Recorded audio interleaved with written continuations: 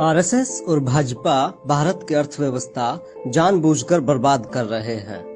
विश्वविख्यात अर्थशास्त्री चेतावनी दे रहे हैं कि इंडिया आर्थिक तबाही के मुहाने पर खड़ा है। देश की जीडीपी 8.5% से शून्य पर आ चुकी है। यूएनओ चेतावनी दे रहा है कि इंडिया के आधे लोग बेरोजगार हो जाएंगे।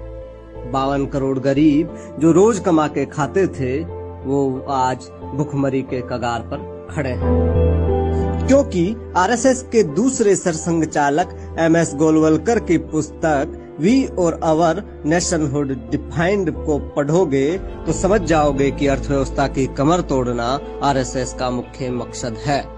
गोलवलकर ने लिखा है कि सत्ता में हमेशा रहने के लिए 95% देश को बर्बाद करना जरूरी है। गोलवलकर के नियम के अनुसार 95% देशवासियों को गरीब बनाया जाता है और चंद गुलाम किस्म के लोगों को ही सर्वशक्तिमान बना दिया जाता है। ऐसा करके हमेशा के लिए सत्ता को हथियाया जा सकता है। एक अच्छे प्रशासन को ये सुनिश्चित करना चाहिए कि उसके राज्य में जनता की आमदनी कम से कम रहे। धनवान नागरिकों पर नियंत्रण करना कठिन होता है। इसलिए देश की दौलत ऐसे लोगों के हाथ में केंद्रित कर दी जानी चाहिए जो प्रशासक के प्रति वफादार हों।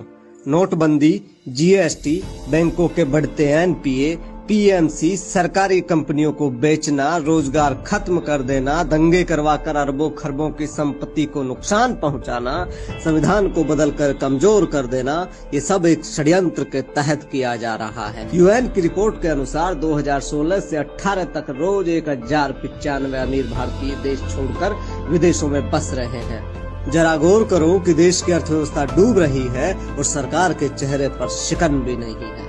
वही जो गोलवलकर ने कहा कि देश को कमजोर करके बर्बाद कर। गोलवलकर के वचन की कसौटी पर सरकार की आर्थिक नीतियों को कसकर देखिए, आपकी समझ में आ जाएगा कि झोल कहाँ है। जय हिंद, वंदे मातरम।